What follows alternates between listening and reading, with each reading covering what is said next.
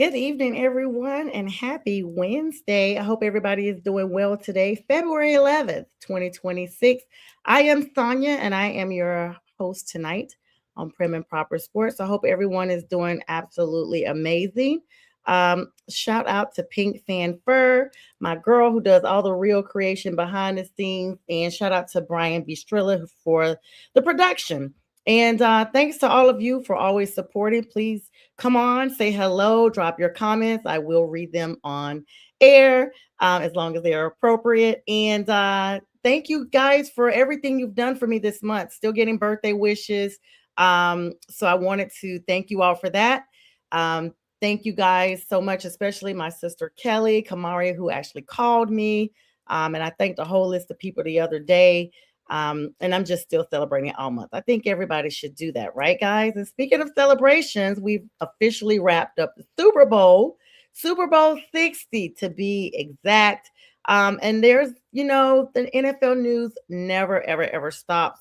Also, please make sure you follow us, McGrath Sports Network. You guys saw the intro when I came on. Share this live stream as well. And thank you for all the affiliate pages who allow me to share my live stream. Next Wednesday, I will have a special guest, Bo Crouch of Football Talk with Bo. He happens to be a Seattle fan. He lives in the Seattle, Washington area, Seahawks fan. And we'll be talking a little bit about how the Super Bowl win, of course, congratulating him on such an epic win. and going forth with that. So he'll be with us next Wednesday at 9 p.m. Eastern Standard Time. And thank you for my YouTube subscribers as well. Let me make sure I don't miss any comments when you guys are coming on. So yeah. All right, y'all. So we are now in the post-mortem phase of Super Bowl 60. Of course, if you didn't have a dog in the fight, don't worry about it. Everybody's been watching. Hello to you, Loppy. Thank you so much for joining me as always. And make sure you guys hit the bell on YouTube as well. All right, but anyway, the confetti is still being swept up. You guys know how I told you I'm still celebrating my birthday. Well, Seattle was in Disney, guys. They were down on the teacup rides and everything, and everything. Oh, hi, Paul. Sorry, I thought it was okay. Got your name. What's up, Paul? Good to see you. Um, and so, following this big championship game, y'all, the media cycle is still dominated by the legacy versus reality debate. Now, this is dependent on the focus of the retirement rumors and things like that. We're hearing of players unfollowing teams, making like innuendo statements and things like that following the big game. But let's talk about some coaching hires right now. Tonight, as you know, since the football season is kind of phased out, we'll be talking a little bit of NBA news tonight and MLB news. And it's the Winter Olympics, guys. Winter Olympics kicked off right after Super Bowl. And so sports world is illuminated with all of that as well. All right, so the Cleveland Browns have officially hired Todd Monken as their 19th coach in franchise history. This actually was supposed to be between, this week, them finalizing all the details and whatnot.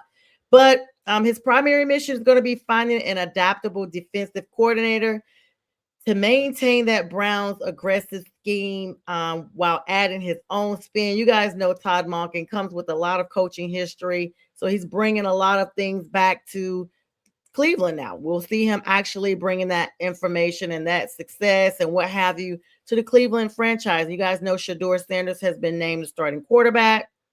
So Cleveland's got a lot of positivity going on. Shedeur, of course, the only starting quarterback for Cleveland to win his opening game. So kudos to him. Of course, draft is coming up here in the next 6 weeks, right around the corner, 6 to 8 weeks. With him adding for the defensive coordinator, he's also going to be looking to get a good draft pick. They currently hold the number 6 and number 24 overall picks in the upcoming draft. You guys know sometimes people change those around, what have you, for certain players, picks, what have you. But right now they're number 6 and number 24, respectively. On February 10th, the Baltimore Ravens have officially hired Anthony Weaver as their new defensive coordinator under head coach Jess Minter. Of course, Weaver returns to Baltimore, where he played from 2002 to 2005. So a lot of Ravens fans feel like he has those home ties with the organization. And I love to see when players come back to their own team and coach. We saw it with Mike Vrabel, who still needs to get some congratulations for taking that Patriots team to the Super Bowl in his first year. Now, I know a lot of y'all are saying the Patriots really didn't play anybody. They played the NFC South for their games away this year, their games out, their non-divisional games. And then they just played their division. So it was kind of like, go figure, they would be where they were in the Super Bowl. They hadn't played any real competition. But I digress on that. Of course, we've seen it. So congratulations to Mike Vrabel still. But yeah, back to Coach Weaver. He's returning to Baltimore, played there, and he was actually the Dolphins defensive coordinator. So congratulations on him moving up north. He's going to move from the beach to the snow. Black Monday casualties, you guys know, is still a lot of continuation. We already know about the coachings that were eliminated: Pete Carroll, Jonathan Gannon, and Kevin Stefanski, who Kevin, of course, now is with the Atlanta Falcons. Still a lot of casualties from those fallouts, and hires are still forthcoming. So we'll keep up with that. I will say some little gossipy news here tonight. I'm not surprised, but I am surprised of how it went down. I am talking about Stephon Diggs and Cardi B, guys. They have unfollowed each other right after the game.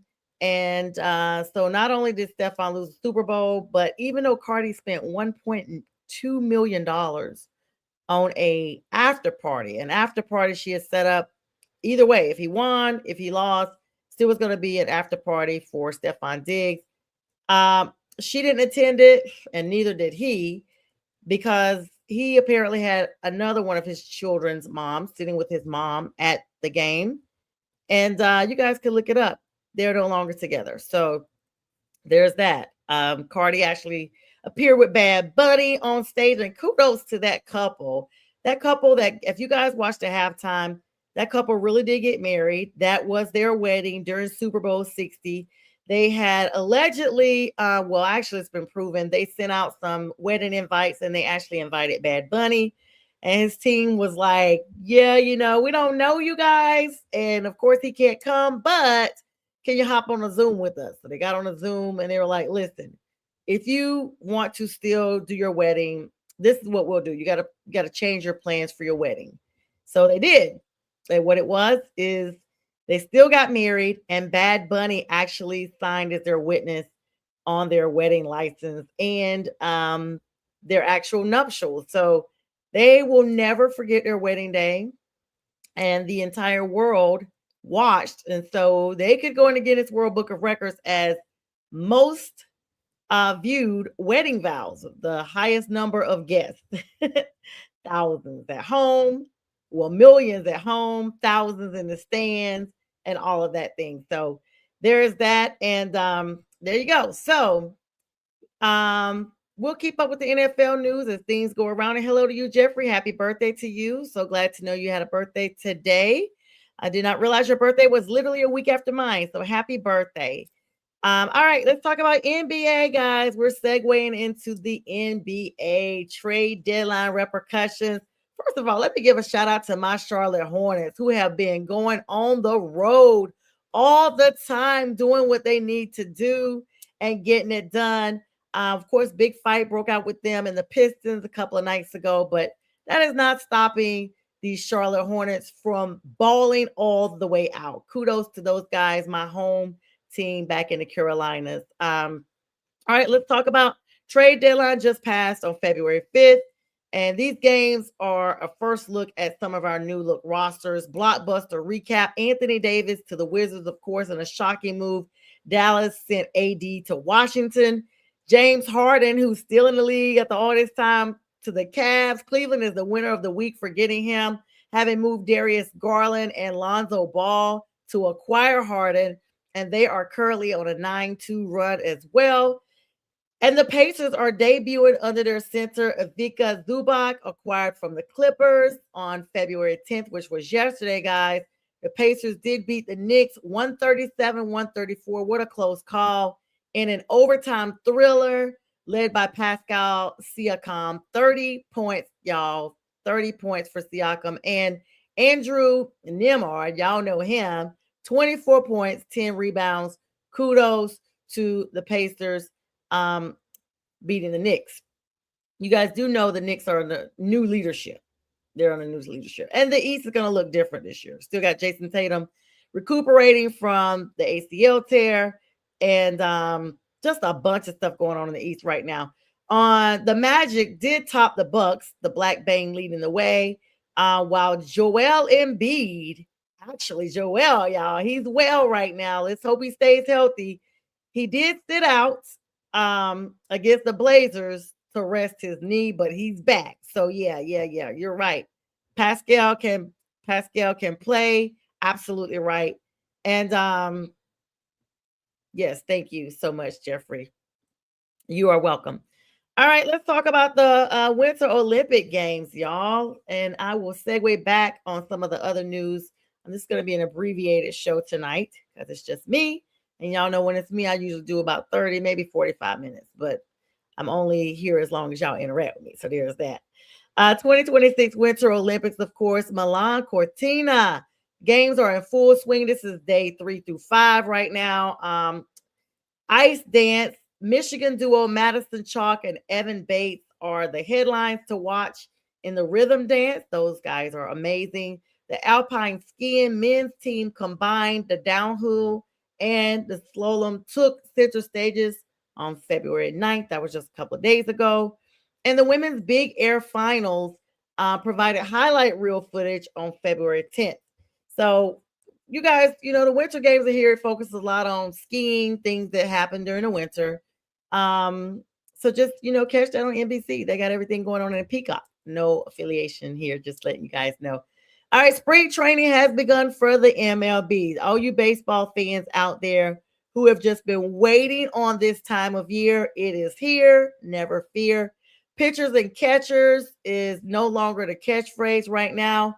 It's already happening. The Red Sox, the Giants, the Rangers, the Braves, the White Sox, and the Diamondbacks, pitchers and catchers all reported on yesterday. Today, the Astros, Phillies, Blue Jays, Tigers, Orioles, Cubs, and Reds have reported.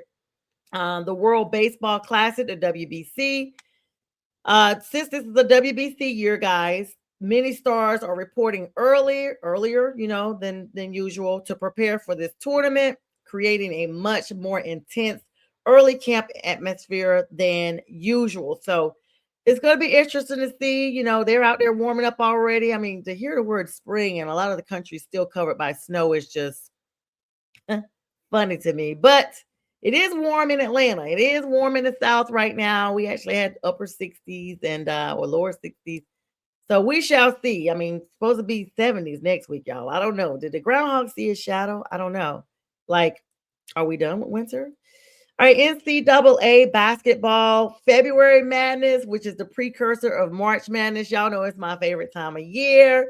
Next to NFL is March Madness. This is when all the college teams are heating up. Rankings as of February 9th. Number one, Arizona holding the number one spot in the AP and coaches poll, followed by Michigan pushing for the number one spot in the net rankings. And number three is Houston. You guys remember Houston, right? The runners up, Kevin Sampson, the alumni of University of North Carolina, Pembroke, my alum, head coach of that organization. Houston will not fall down. They are back again, guys, edging in the top three spots. The big game on yesterday, number 13, Purdue edged out number 7, Nebraska, 80-77 in a massive overtime thriller. This game likely solidified Purdue's jump in the upcoming brackets. And you got to really be thinking about how this is going to affect everybody else. Like we saw basically a change with the NCAA with football. You guys know the merger of the SEC and all the railroad rivalry. They brought all these teams in, and it made it super competitive for colleges to get to like playoff performances for collegiate games for football. It's the same thing. We saw like new names that we had not seen in the playoffs. It was no Auburn, no Alabama, no Georgia, just the big names, and no LSU. I mean, now they got Lane Kiffin, so we'll see what that looks like for next season. But these were like people that we never saw. Indiana, like what are you talking about? So here we go. Arizona previously was unbeaten to begin with. They are 23-1, y'all. They actually had their first loss on Monday when they lost to Kansas, who is number 9, 82-78 at the Allen Fieldhouse. Kansas freshman Flory Bingdunga was the star, putting up a double-double with 23 points and 10 rebounds. Despite the loss, though, guys, Arizona is still widely projected to be the number one team in the nation. So keep an eye out for them. Okay, he saw his shadow. Gotcha. So I guess if he saw his shadow, that means spring is coming. Is that what it is? I always mix those up. Feel free to drop that in the chat. Thank you, Jeffrey, for that. I appreciate it. All right. St. John, number 22 right now. They are pulling off the upset of the season this past Friday, beating number 3 UConn 81-72 at Madison Square Garden. UConn had an 18-game winning streak, y'all. But don't worry, the Huskies will be back. Don't Husky fans out there, it's still early. Rick Pitino, with this win, he actually ties Roy Williams, y'all, for third place in Division I history with 903 career wins. So congratulations to Rick. And then in SEC action, number 14 Florida dominated Georgia tonight with the 86-66. That's a blowout, guys. Victory, setting up a massive rivalry game against number 25 Kentucky this Saturday. So keep your eyes open, all you basketball lovers, NCAA supporters, SEC supporters. Keep an eye out for that. Tennessee versus Mississippi State is coming up. Huge quad one battle in Starkville. It's going to be, well, it happened tonight. My bad, guys. Happened tonight. Tennessee is 16-7 right now, and they are fighting to stay in the top half of the SEC standings. Remember when I was telling you guys, once you merge these groups and all these teams and your division gets bigger, it becomes more competitive, and it's so easy to fall out of playoff contentions early on. The top 5 outlook as the conference tournaments are approaching. This is the current hierarchy is shifting, and this is what it is. Arizona, number 1, 23-1 is their record. Michigan is in the number 2 spot, 22-1 is their record. Houston is number 3, their record is 22-2. Duke, let's not count my boys out. Holla, number 4, Duke is 22-2. And number 5, closing out the top 5 is Iowa State, y'all. 21-3 is their record. Now, let's talk a little bit about the NCAA women's team. On the flip side, the UConn dynasty continues, guys. Y'all know Paige and all her little friends, they all went into the WNBA, but UConn is still doing what they do for women's basketball. Even though the men's basketball team did stumble and take that loss, the UConn women are absolutely invincible. 42 and counting. Number 1, UConn blew out Creighton tonight, 94-44. Y'all, that is not a game. That is an obliteration. They have now won 42 games. Insane. Congratulations in advance to UConn. The record watches Aziz Foot scored 19 points and became the 10th player in UConn's history to reach 250 career three-pointers. What's up, Rochelle? How you doing, girl? Yes, go Duke. And since I'm celebrating my birthday, Duke, you got to win the rest of the month. You got to go into March Madness and do what you got to do. The DII spotlight in the MIAA, number 20, Pittsburgh State escaped with a 64-61 win over Missouri Western tonight, fueled by an 11-2 run in the fourth quarter. Now, even though it's the offseason, guys, the draft cycle is in high gear for the NCAA with football. I want to kind of peg back to that. The combine invites, y'all know the combine is coming up. This is right before the draft. The league officially announced 319 prospects have been invited to the NFL 2026 Scouting Combine in Indianapolis, which is in a couple of weeks, February 23rd through March 2nd. Boston College is like at the top. They have 3 Eagles captains, offensive lineman Jude Bowery, defensive end Quintavious Hutchins, and offensive lineman Logan Taylor, all received invites today. So congratulations to those gentlemen. And Bowery is a name to watch. Now, he didn't allow a single sack, y'all, in 320 dropback snaps last season for Boston College. So expect him to go in the first round is what I'm basically saying. The combine is not going to disappoint. The combine just measures their strength, hand span, speed, all of that. But at the end of the day, if the agility's there and they put up the stats in college, they have a solid chance of being drafted in April at the NFL draft. The Kansas trio, guys, Jalen Daniels and Enrique Cruz Jr. are among the Jayhawks that are heading to the combine after strong showings at the East-West Shrine Bowl. And it's just really, really big to see all these gentlemen get a chance to actually do what they need to do. Get a chance to make history, get a chance to actually be there. Thank you, Paul. Get a chance to actually live out their dream. It's extremely difficult to get into the NFL. And so when you see, these guys in college, they basically are playing amongst everyone else. And it's to see who's going to be the greatest. Then when they get in the combine and they are invited to the draft, they are competing with the greatest of the great from college. Then when they get to the NFL, now they're competing with the greatest of the great in the world. And so they have to show and prove, and they have to do what they need to do to be where they are. I legit almost forgot to talk about this because I was going to bring up some of this next week. So I'll go ahead just because I don't want too much time to pass. Let me dive back to the Super Bowl for a tick because this is my first show since the Super Bowl aired. MVP running back Kenneth Walker, guys, the third, took home the MVP trophy. He's the first running back to do so since 1998. He racked up 135 yards, rushing 5.0 average per carry, and almost single-handedly outgained the entire Patriots offense in the first half. Let me put it to you guys like this.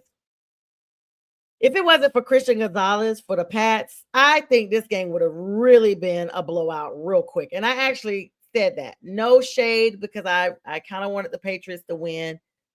Drake May being from Carolina, the Carolinas, him being a UNC Chapel Hill alum, and him being a Panthers fan. They showed a picture of him and his dad from 2015, 2016, when the Panthers went to the Super Bowl in that same stadium, Santa Clara, and he was watching the game, and now he had an opportunity to play in the game. So full circle moment. And there was a lot of players on both teams that were actually in proximity of Carolina or, Denver or what have you during the time that Super Bowl was played there. All right. So if you look at like the Malcolm Butler situation, you guys remember that play from over a decade ago? So this was a rematch from Super Bowl 49 between Seattle and the Patriots. This really, Seattle finally basically got their revenge. Let me just cut to the chase. They finally got their revenge for the whole Malcolm Butler thing. If you guys don't know the whole story, look it up. Pretty cool story, but it's definitely enough to have them playing with a chip on their shoulder. Sam Darnold, y'all, what a way to bounce back. I cannot congratulate this guy enough. This guy was drafted by the Jets, of course, went on to Carolina to play for a little bit, and then kind of started to fade. They saw him in Minnesota, excuse me, I was going to say Minneapolis, Minnesota, and then, he started to go into this backup role, and then Seattle gives him an opportunity, and he hits the ground running. I am so happy for him because we so often see quarterbacks that are faded into the sunset, and as a result, they never come back to that starting position unless, say, for instance, someone gets hurt on another team and they're like a Joe Flacco, they come in for a little bit, but they're not the named starting quarterback. So kudos to Sam Darnold. I mean, formerly a cast-off, he managed a clean game with a touchdown pass and solidifying his status as Super Bowl winning quarterback. He's the first person from the 2018 draft class to win a Super Bowl, if you guys can believe that. So congratulations to Sam Darnold. And it was just really ugly to say. I can't even think of a better word to describe it. It was horrible. It was horrific for Drake May. But he tried to hold his head. He was sacked so many times, guys. 6 times by that defensive Seattle front. And they just never let him out of sight. It was just like, where is your O-line? Where is anybody at this point? Because he literally was laid out so much. I was like, I guess he's just going to play the game laying down. But he hung in there, and considering he was playing with a banged up shoulder, you guys know it was like the 23rd game for them for the season. Everybody's pretty much hurt. But he took a hit during the Denver game, the AFC Championship game. It fell on his throwing shoulder, which he'd been having some severe problems with.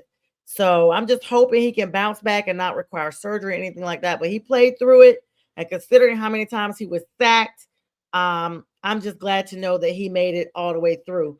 All right, guys, we're going to take a quick break here. Do not leave the area because I want you guys to have your phones out for QR codes. This is for Pearson Jones, my niece, who, of course, is doing her scholarship drive. You only have a few weeks left to donate. Of course, all monies she keeps are her monies. And if she raises the highest amount of money for her scholarship. She receives a matching scholarship from Delta Sigma Theta. This is for the Jabberwock Scholarship Contest that will take place on March 15th, 2026 at 3 p.m. in Greensboro, North Carolina. That's my niece. So you guys hang tight, get your QR codes, and thank you so much to everyone who's already donated. I'll be back in 1 minute. The God above made you a masterpiece. The vision is clearer, nearer. My God, to thee, learn and to lean on his power. Your perspective can be sweet when circumstances are sour. I'm saying.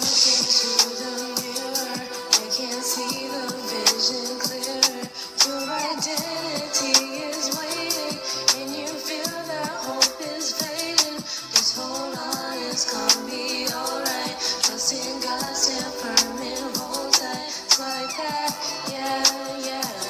It's like that, yeah. Meditation, I'm searching for a peace that's not present. I'm searching for feelings of solitude, emotions that's pleasant. Treasure, what do you deem important versus essential? We put our heart and soul in every line behind instrumentals. Coincidental? I think not. God's plan from the very beginning.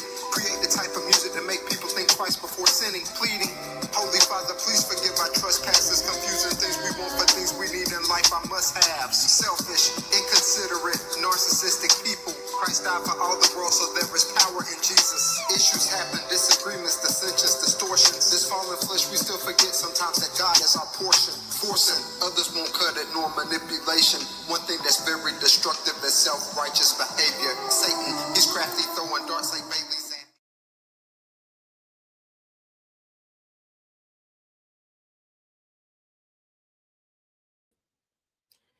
All right, guys. Thank you so much for that. Shout out to Pearson Jones, my niece. Continue to do well on your scholarship drive. And thank you, everyone who has supported that. Let me go back and grab these comments.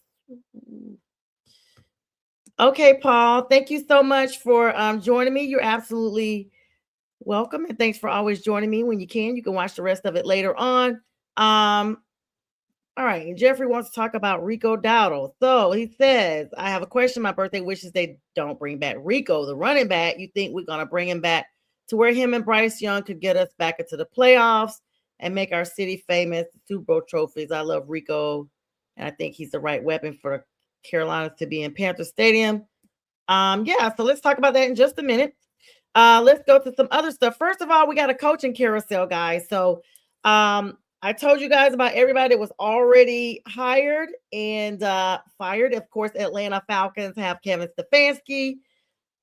He's joined by a revitalized leadership group. Matt Ryan is president of football, and he brought him in. And Ian Cunningham has been named the general manager. The Baltimore Ravens, of course, I told you guys earlier on, have now Anthony Weaver as their DC under head coach Jesse Minter. The Tennessee Titans have given Robert Saleh another opportunity at head coaching, bringing in also Brian Daboll from the New York Giants as his OC.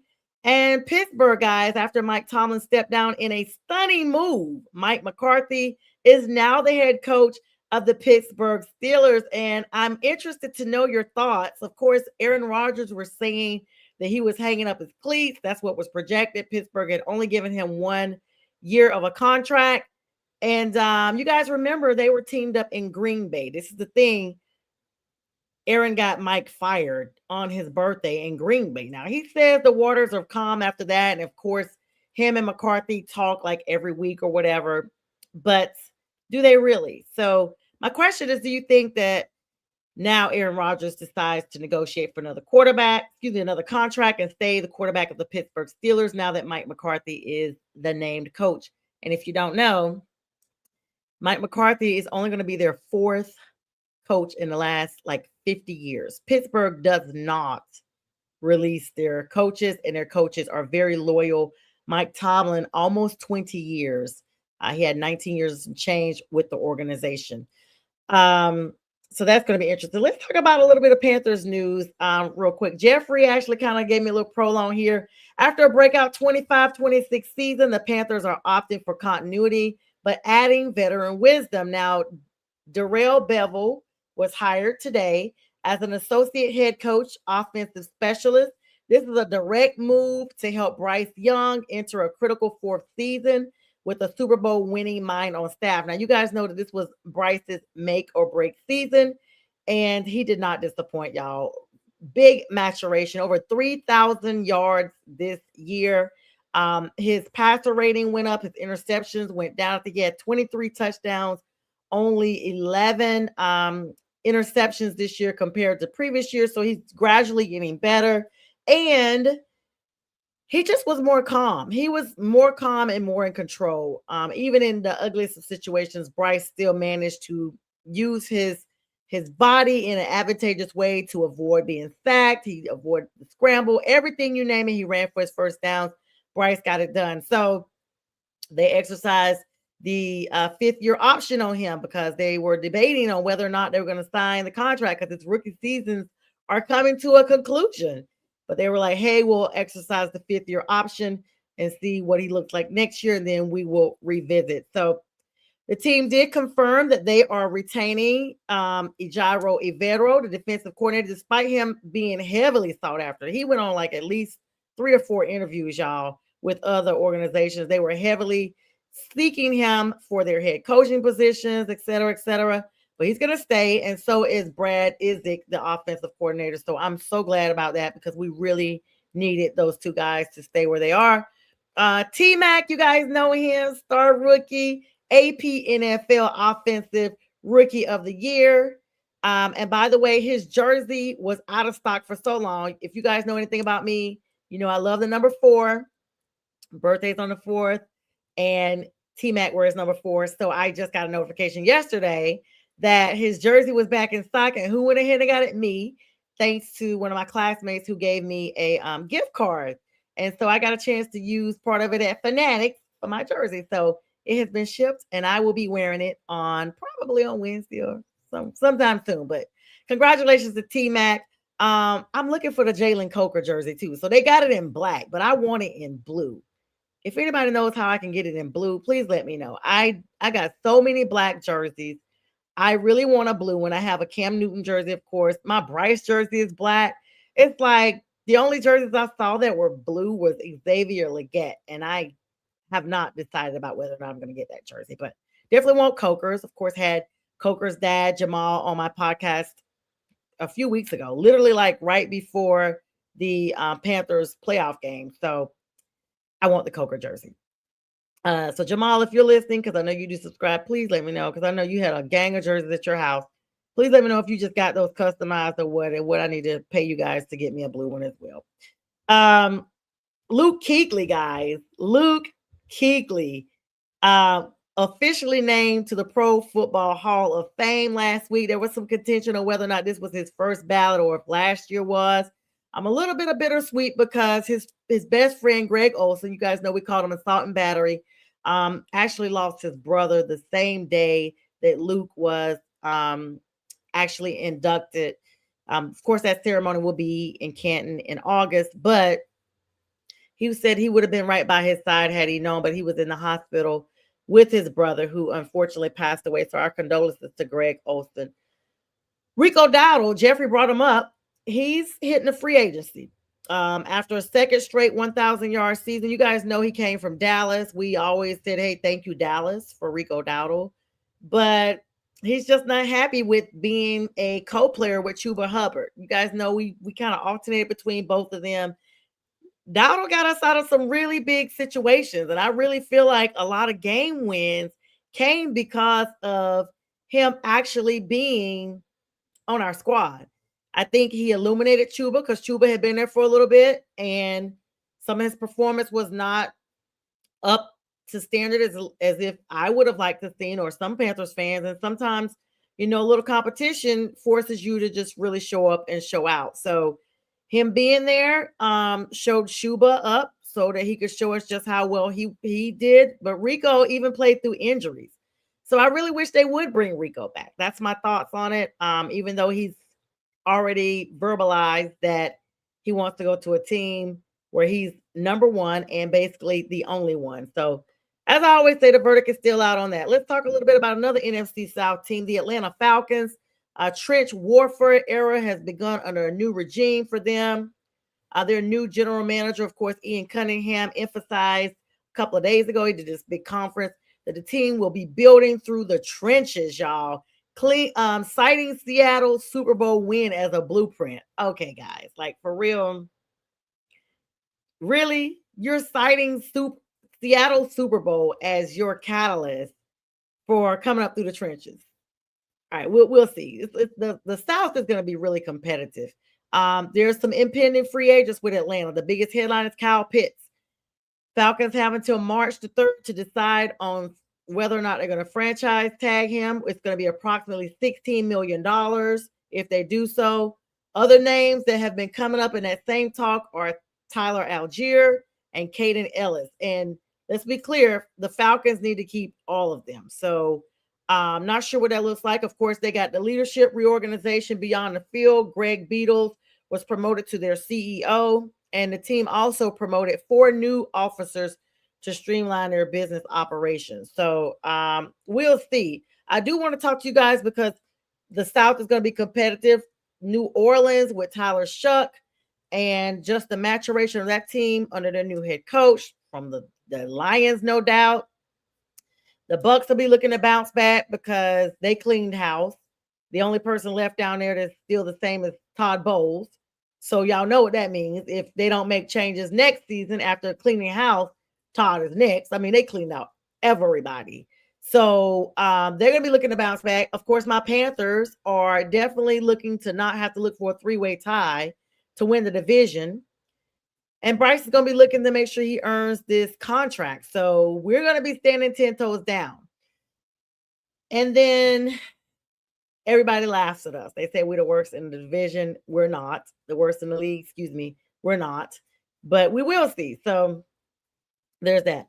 All right, as I get ready to wrap up here, guys, let's go ahead and close out with some Hall of Fame talk. Now, I told you guys the names last week. Let's talk a little bit about the backstory. Of course, I told you Luke Kuechly, linebacker, Carolina Panthers, played with us 2012 through 2019, 7 seasons, known as Superman and assault and battery with his sidekick, Greg Olsen. Kuechly is one of the most decorated defensive players in NFL history.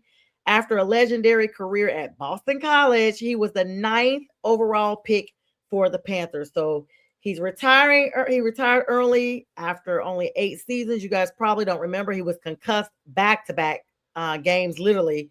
Was concussed, clear concussion protocol, came back, was concussed again the very next game. I still remember like it was yesterday. Carted off, literally tears on his face. But his impact was undeniable. He's one of only 3 players to win Defensive Rookie of the Year in 2012 and Defensive Player of the Year in 2013. And back-to-back seasons, he was a 7-time Pro Bowler and 5-time first-team All-Pro, essentially acting as a coach on the field who often called out the opposing team's plays before they snapped the ball. A lot of pundits have talked about how his eyes on the quarterback was stellar. He was an assassin. He could read plays like none other. And he would hurry up and say, they're doing this, they're doing that. And he was the difference maker. We miss you playing, Luke, but congratulations to you. Keeping it to the NFC South, none other than Drew Brees, quarterback for the San Diego at the time Chargers, 2001 through 2005.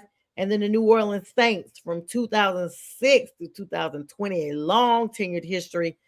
And the city of New Orleans loves Drew Brees. He has given so much personally to the city to rebuild after Katrina, invested his personal money, and he now owns a restaurant there in the area. So continuously giving back to the city that he played for so long.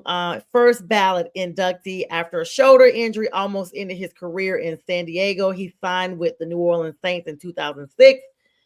A city that was still reeling from Katrina when he signed, and he became the face of that city's rebirth. He's retiring as the NFL's all-team leader in career passing yards, 80,358. That is crazy big. And his completions. He led the Saints to their first and only Super Bowl, winning MVP for that specific Super Bowl. He holds the record for the most consecutive games with a touchdown pass, which is 54, and he has broken Johnny Unitas' long-standing mark. Moving on, another NFC winner, this time a wide receiver. none other than Mr. Birdman himself, Larry Fitzgerald, wide receiver, Arizona Cardinals, 2004 through 2020. First ballot legend, 17 season career in Arizona, known for having some of the best hands in the history of the sport. He famously had more career tackles, 41, than drop passes, which was 29. He's in because he's ranking second all time in career receiving yards, 17,492, and receptions, 1,432. And he only trails Jerry Rice, y'all. He's right behind him. His 2008 postseason run is statistically the greatest for a wide receiver in NFL history, almost single-handedly carrying the Cardinals to their Super Bowl. The next person is a kicker, special teams, Adam Vinatieri. At the point, he was the oldest kicker in the league. Patriots, 1996, New England Patriots through 2005, and then the Indianapolis Colts, 2006 through 2019. He's the GOAT of kickers, y'all. He entered the league as an undrafted free agent and played a staggering 24 seasons kicking, y'all. Like, for real. Like, his hamstring was on point. He's the only player. Listen to this. The only player to score 1,000 points with two different franchises. So we got 1,000 with the Patriots and 1,000 with the Indianapolis Colts. He's in because he's the all-time leading scorer, 2,673 points in kicks, y'all. In kicks. He earned the nickname Mr. Clutch for kicking game-winning field goals. You guys remember some of those games in the final seconds of 2 Super Bowls, and for his legendary tuck rule game kick in a blizzard. So congratulations to Adam Vinatieri and the senior inductee, guys. Wow, y'all. Roger Craig, running back, San Francisco 49ers, 1983 through 1990. At the time, Oakland Raiders, 1991, and the Minnesota Vikings, 1992 through 1993. Y'all, he has been out of the league. He was voted in by the seniors committee. He was the versatile engine of the 1980s, the 49ers dynasty. He was the prototype for the modern dual threat back.